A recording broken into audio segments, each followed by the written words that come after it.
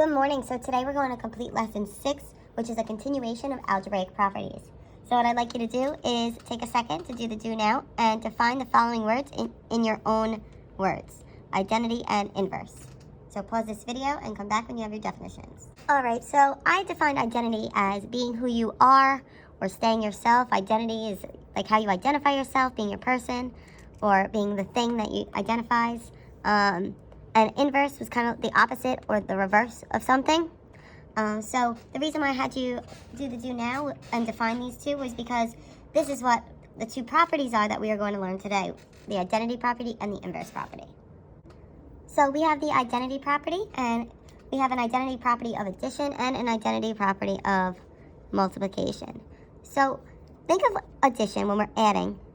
The identity property talks about if we're adding something, we need to keep the identity. So what's the way I can add something to say, let's call it A, in order to keep it itself? It keeps its identity of A. A plus what would give you A? So the only thing that you can add to this would be A plus 0, and that would give you A. And you could do this with numbers too. So let's just say 7. 7 plus what would give me 7? 7 plus 0. So with the identity property, it keeps its identity. So the answer is always itself.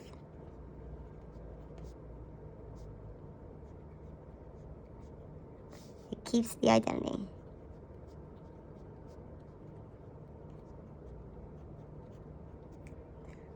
So then multiplication is the same idea. A times what would give me A? I need to keep its identity. Or 7 times what would give me 7. What can you multiply something by in order to get itself? A times 1 would give me A, where 7 times 1 would give me 7. So once again, the answer is always itself.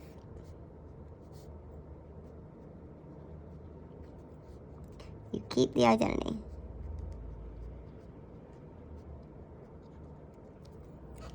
So next, we have the inverse property. And just like we discussed in our do now, inverse is kind of the opposite or the reverse of something. So if we're thinking about addition, the inverse property for addition, so let's go with the variable A again. If we have A, what would be the opposite of A? So the opposite of positive A would be a negative A. So we call that our additive inverse. So then A plus negative A would give me 0. So if we did this with numbers, let's say 2. 2 plus what? Well, what's the opposite of 2 is? Negative 2. So 2 plus negative 2 would give me 0. So the opposite there is we call the additive inverse. That would be my additive inverse. So when we have the additive inverse, it's when you add the inverse, you get a result of 0.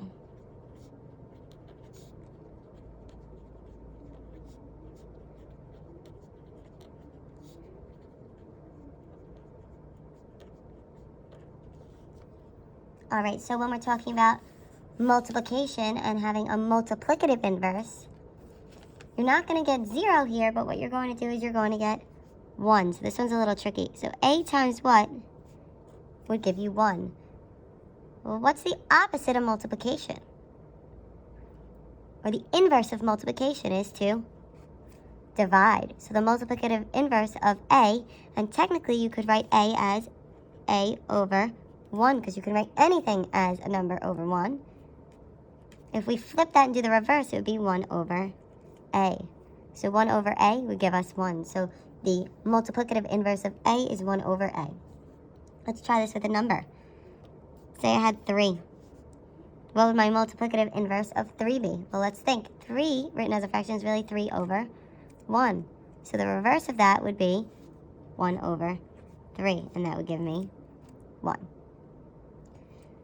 So let's say I had 1/4. I'm sorry, let's call this 3/4. What would the multiplicative inverse of 3/4 be? Well, let's just do the reciprocal and flip that around. So remember, the reciprocal is called a flip fraction. So we flip that, we have 4 over 3. And 3/4 times 4/3 would give us 1. So we call this the multiplicative inverse.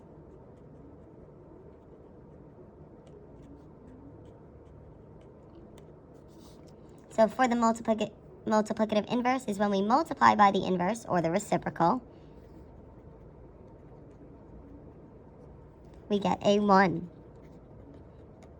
So when you multiply by the inverse, you get a result of 1. Okay, so then we have practice worksheet number 6 for you to complete. And practice worksheet number 6 will refer to both this lesson and the one from before that.